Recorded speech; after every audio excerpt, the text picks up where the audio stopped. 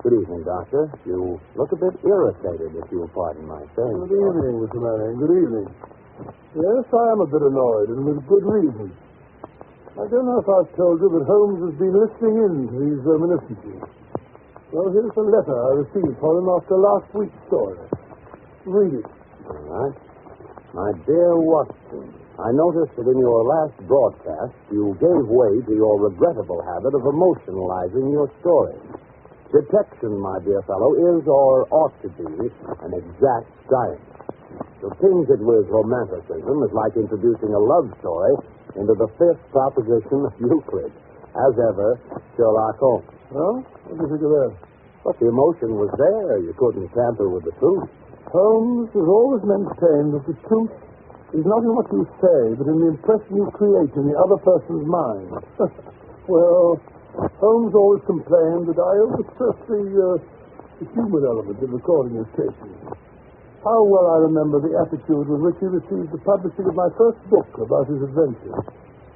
It was a cold morning in early spring. We were sitting on either side of a cheery fire in our rooms in Beeches. A thick fog rolled down between the dun-colored houses. Our gas was lit. It shone on the white cloth and glimmered on the coffee cups and on the soda. The breakfast table had not yet been cleared away.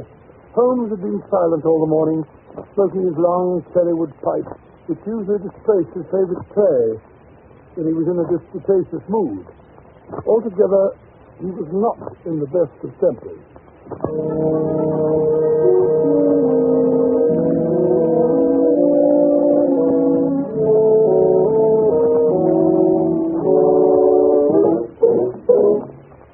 Matches. Where are the matches? Look at that confounded fog. What happens to all the matches in this house, I'd like to know. My dear Holmes, why not use the tongs and a live coal if you want to relight your pipe? Huh? Oh! I've burned myself. For heaven's sake, Holmes, stop struggling. Something's annoying you. Why not get it off your chest? It's that confounded book of yours. Hmm? Sensationalism, Watson. Rank sensationalism. You're always placing the emphasis on the crime. Crime is common, logic is rare. You should stress the logic. You have degraded what should have been a course of lectures into a series of tales. Now, really, Holmes, that's not logical. You're always complaining that crime is falling off. You say there are no first-class criminals left. Quite. And therefore, if you depend on the crime to hold your readers, you will soon be a back number. Criminals. Bah! They've lost all their enterprise and originality. My practice seems to be degenerating into an agency for recovering lost lead pencils and giving good advice to young ladies from boarding school.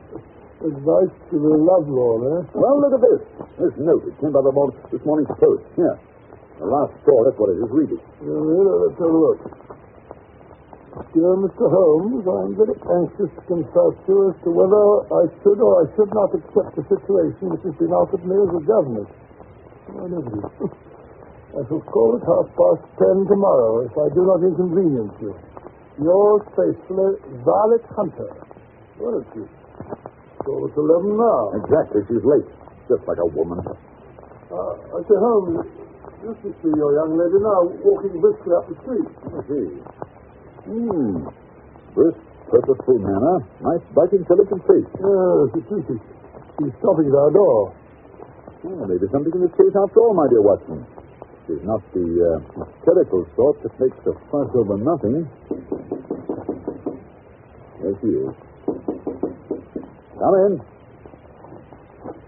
How do you do? This is Mr. Sherlock Holmes. Quite. And this is my colleague, Dr. Watson. Well, how do you do? How do you do? I trust you'll excuse my troubling you, Mr. Holmes, but I've had a very strange experience.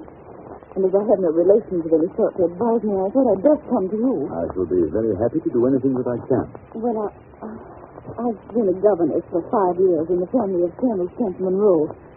He's been transferred to Nova Scotia, so that for the last few months I've been without a situation. Well, I advertised and answered advertisements, but without success. You see, the money I had saved began to run out, and I was at my wit's end. Indeed. Well, go on. Well, yesterday I called in at a well-known employment agency run by a Miss Stoker. When I arrived, the outer office was filled with young ladies looking for situations. I was told to wait. But I did. After about half an hour, my name was called out. No, the door to Miss Surfer's private office was ajar. He could decide it was a prodigiously stout man with a round, smiling face and a heavy chin. His eyes were like two little slits. When I advanced to the door, my knees tingling. Oh, Mr. Holmes, if you know how I needed that work.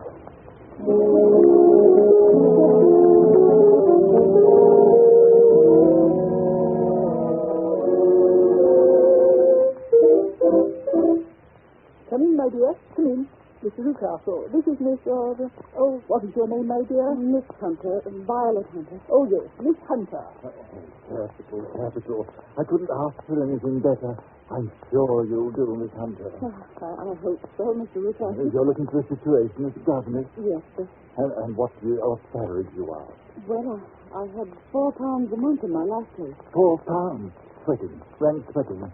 How anyone could have the audacity to offer that to a lady with such a question, such accomplishment. A lady fitted to the rearing of a child who may someday play a considerable part in the history of this country. Your salary with me, madam, will commence at £100 a year. 100?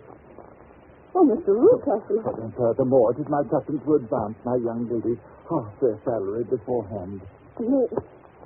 May I ask where you live, Mr. Newcastle? Hampshire, a charming rural spot. The Copper Beeches is the name of the place, 5 miles north of Winchester, or the dearest old house. And what would be my duty? One child, a dear little romper aged 6.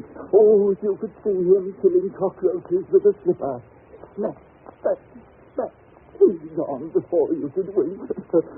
My sole duty, then, is to take care of this child. Well, I'm sure your good sense would suggest that you obey any little commands which my wife might give, provided, of course, that they were such as a lady might obey with propriety. You see no difficulty, eh? Oh, I should be happy to make myself useful. Oh, by the way, in dress, for example, we're saddy people. Saddy but kind-hearted. Now, if you were asked to wear a particular dress that we might give you, you wouldn't object to our little whim. No.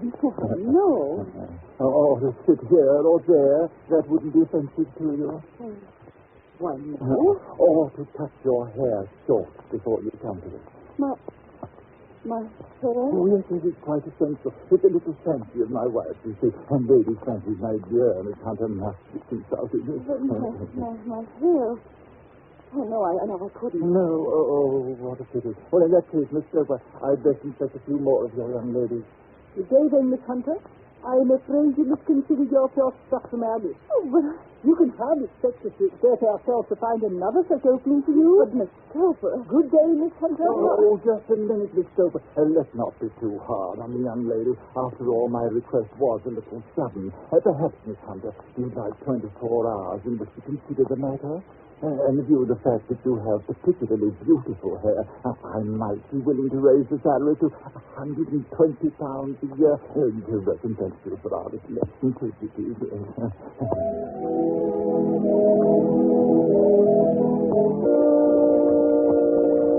Unusual, most unusual, my dear Miss Hunter.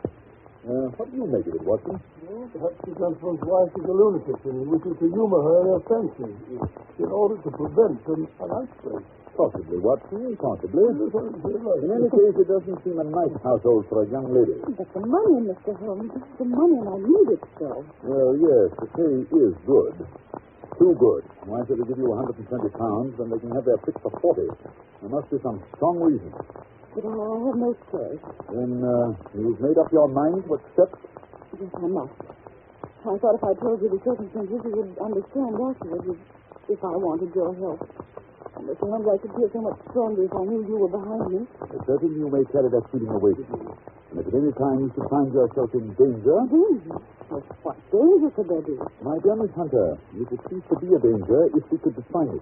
But remember, at any time, day or night, just telegraph me, and we'll come to your help. Oh, thank you, Mr. Holmes. Thank you.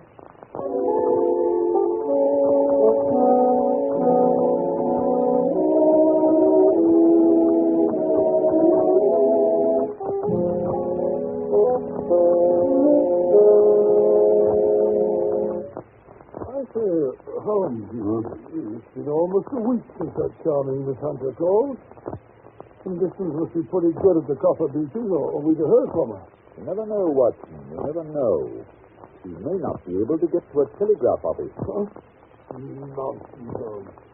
Nothing very dreadful can happen out in the open country like this. That's where you're wrong, Watson. My experience that the vilest alleys in London do not present a more dreadful record of sin than does this smiling, beautiful countryside. Oh, you repeat. What do you mean? The pressure of public opinion is greatest in the towns. There is no lane so vile that the scream of a tortured child or the thud of a drunkard's blow does not beget sympathy and assistance from the neighbors. But the countryside, my dear Watson, filled with its lonely houses. Think of the hellish cruelty, the hidden wickedness. Life may go on year in, year out in such places, and no one the wiser. Had our young friend gone to Winchester, I should not have had this fear for her safety. It's the 5 miles of country which makes the danger. See what it is, Watson. Oh, thank you. It's a telegram to you, Holmes. Oh, give it to me. It's from Miss Hunter. Oh, well, what's she say? Come at once. We'll meet you at the Black Swan Hotel, Winchester, at 3 this afternoon. And at my wit's end, don't fail me. What do you suppose has happened? Hurry, Watson. We've no time to lose. There's a train from Waterloo Station in half an hour. If we can only get to her in time.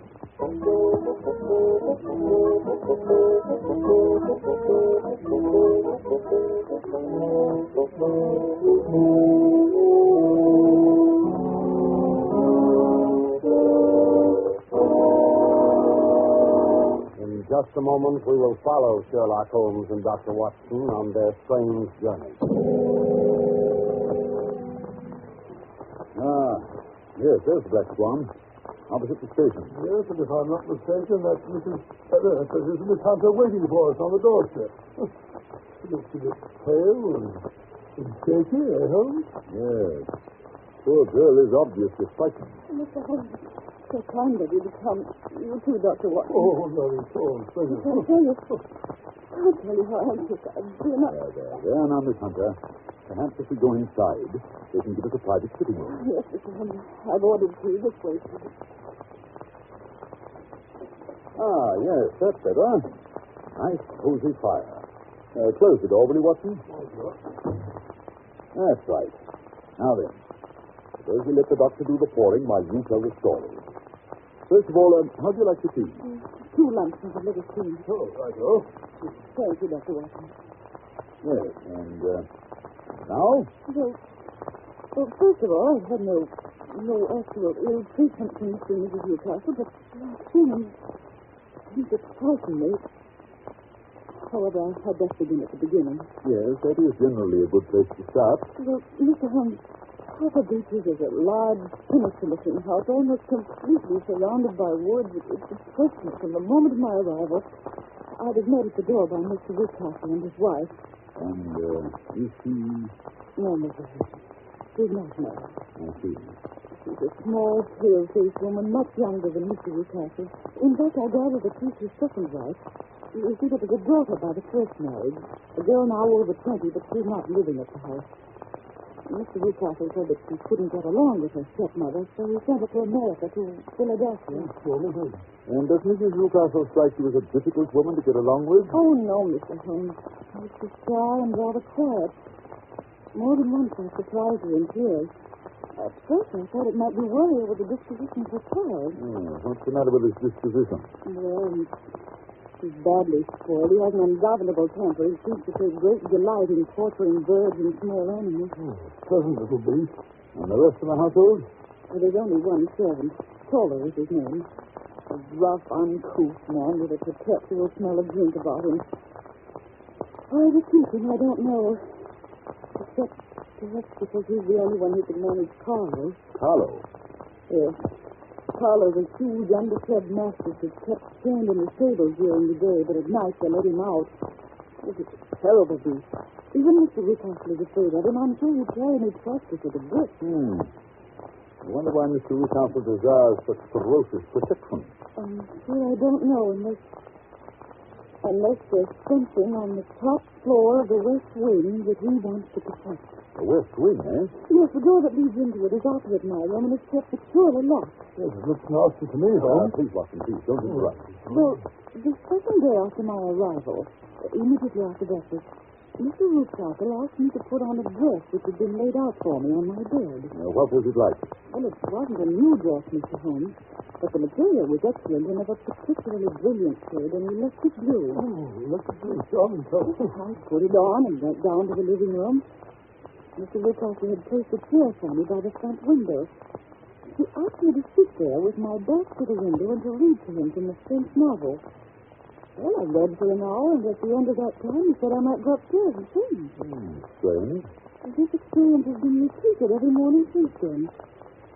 Well, as time passed, I became more and more curious. Why were they so careful to keep my face turned away from the window? Naturally, I was consumed with the desire to see what was going on behind my back. And today I devised a means. I noticed at breakfast that Mr. Ruthcarter had had quite a few drinks. A happy thought seized me. My hand mirror had been broken, so I concealed a piece of it in my handkerchief and later in my book, feeling sure that Mr. Ruthcarter was too drunk to notice. Holding the book up, I was able to see everything behind me. And what did you see?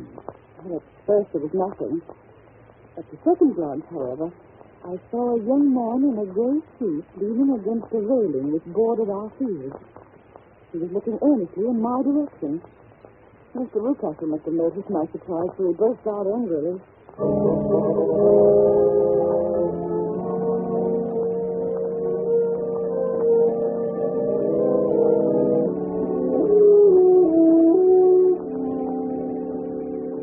Really, Miss Hunter, your attention must be wandering. That's the second time that you've made that passage. Oh. Furthermore, there's an impertinent fellow up the road who's staring at you. Is he a friend of yours? Oh, no, Mr. Ruthcarter, I don't know anyone around here. Well, kindly turn around and motion him to go away. Oh, wouldn't it be better not to notice him? Do what I signal. I really don't encourage you to have any followers. Very well, Mr. Ruthcarter. Where? Impertinent fellow. That will be all for this morning, Miss Hunter. You may go to your room. Oh, but Mr. Ruthcarter, I hope you don't. Go to your room, I say. Yes, sir. And after this, you needn't bother to wear that blue dress. Oh, dear, what a frightful household. If I could only get away from here, it's all so depressing. What? But he's left the key in the door to the west room. He must be gone. I wonder what's inside. Oh, it wouldn't hurt to take just one look. Oh, how dark it is. Misty. Wait. There's 3 doors. For the middle one is barred at the end of an old iron bedstead. And the wire. Oh, goodness, it's so clean here. Where was that? Oh, it must have been a bat. Someone's in here. Or maybe it's something. I can't stand it. Too eerie. I've got to get out of here. I've got to get out. Oh, dear, there comes Mr. Ruthcarter. What's this here? Mr. Ruthcarter. Mr. Ruthcarter. Was you then? I thought it must be when I saw the door open. Oh, I'm so frightened. My dear young lady, and what frightens you? I was foolish enough to go into that vacant wing, but it was so lonely and eerie, and the bat swooped down into my face. Is that all? Oh, what else could there be? Why do you suppose that I keep that door locked? I'm sure I don't know. To keep people out who have no business there, you see? I'm sure if I'd known. Well, you know now, my dear young lady. And if you ever put your foot over that threshold again, I'll throw you to the basket.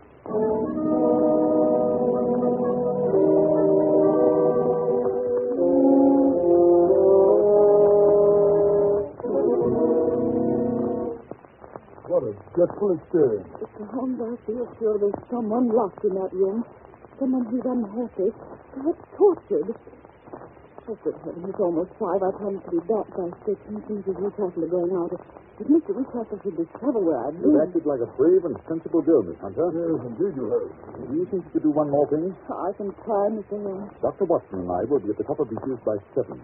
The Newcastles will be gone by that time, and I don't imagine the mastiff will be let loose until they return. Oh, no, Mr. Holmes. It would be too dangerous for them to get back to the house. Good. We will hope the Toller is still drunk. At any rate, you must get us into the house. We must explore the west wing. I'll do my best, Mr. Holmes. Now I must hurry. Goodbye, Mr. Holmes. Goodbye. Goodbye, Miss Holmes. Well, my dear Holmes, what do you make of it all? The blue dress and the man in front of the house. Obviously, they've had someone have her impersonating someone. Someone young whose hair has been cut off during an illness. That someone is probably the person imprisoned in the west wing. Sinister. That is not the most sinister part of Miss Hunter's story. No, what is that? The unpleasant disposition of the child. Well, what's that got to do with it? My dear Watson, as a medical man, you know that a child's tendencies can be discovered by a study of the parents. But heredity is a science to be worked backwards as well. You can get a good insight into the character of the parents by studying the children. This child is cruel, abnormally cruel. He probably inherited it from one of his parents. I only hope nothing serious happens before 7 o'clock tonight.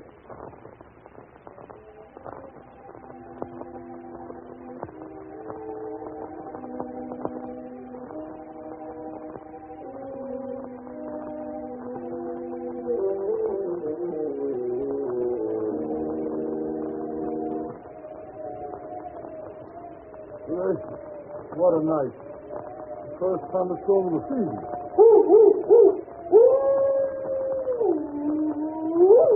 Listen to that dog. He's in an ugly temper. Listen to the house. With this group of copper beeches in front of it. Yes. Miss Hunter waiting for us in the doorway. The coast is secure. Come in. You must be close to the street. Oh, you're rather wet yourself. Be careful, you know. You'll be What? catching... What's that sounding? It's Toller. He was just going out to release the dog. I sent him to the wine cellar, then locked him in. Splendid. I managed to get Toller's fuses off him, too. He gets quite drunk. They're duplicates of Mr. Rucastle. Better than better, but come along upstairs. We've no time to wait. Have you got your revolver handy, Watson? Yes. Good. Good heavens, that lightning must have hit quite near here. The copper beeches, no doubt. No, this tree. Oh, this one. That's right. Nothing here. Come along. Listen to that rain on the roof.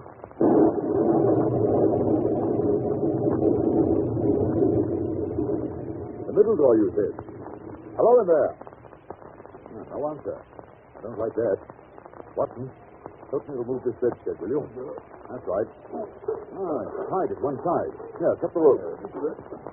That's it. The door's locked. Oh, you must break it open then. Come on. 1, 2, 5. Hello. There's no one here. Baron Rucastle has made away with the prisoner. You may be right. He's probably been carried off. Yes, but how? Through the skylight. It's still open. Shut that table over here. What are you going to do? Stand on it, of course. Yes. 2 pairs of footprints, and there's a ladder resting against the eave. Oh, that's how he did it. But that's not possible. The ladder wasn't there when the Rucastles went away. Then he must have come back. He's a dangerous and clever man. Listen. Yes. I think I hear his steps on the stairs. Oh, Mr. Holmes, kill us all. I thought I'd find you here. You villain, what have you done with your daughter? I'm the one that brought that. You see, Robert. I've caught you. You're in my power. I'll take you. Hello. Hello. He's going to get the dog. We'll be torn to shreds. Quick, Watson. We must close the front door. Let me up, Mr. Rucastle. Loose the door. You kill Mr. Rucastle. Oh, quick. It'll be too late. Hold on. Get the keys, mister. I'll let him out. All right. Oh, it's Carlo. Is that Mr. Rucastle by the throat? Quick, Watson, give me a revolver. Careful, you don't hit the man by mistake. Shut up and stand back, Watson. Oh, Mr. Holmes, thank heaven. You killed Carlo. I thought it was too late. It's so horrible. I think Watson and Tola, bring Rucastle into the house, will you? Oh, it is so strange. Weak. I just don't know. No, Miss Hunter, please, it's all over. Just you go upstairs and pack your bag. Dr. Watson and I are going to take you back to town with us on the 9 o'clock train.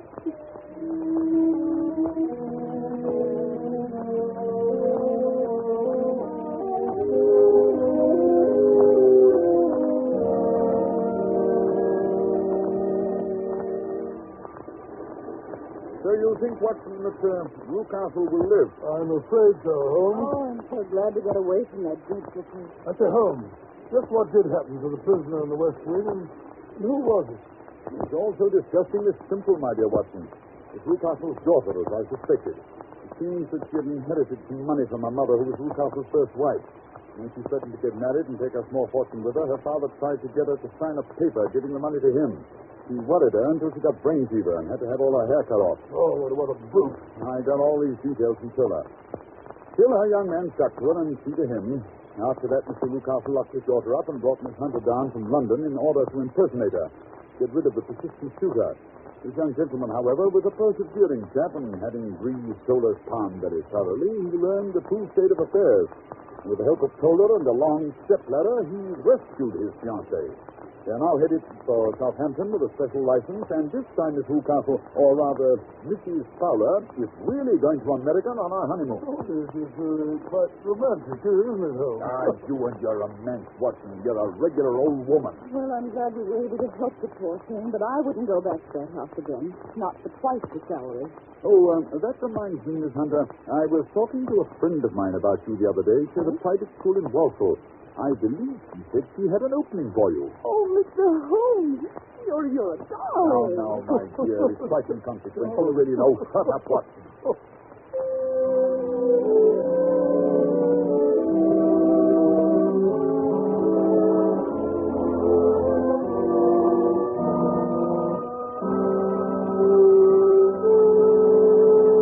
Well, Dr. Watson, you certainly had some exciting times when you were living with Sherlock Holmes. I certainly did, Mr. Manning. Those were the days. I mean, never a dull moment. Yes, when I think of the thrilling experiences that Holmes brought into my life, I can almost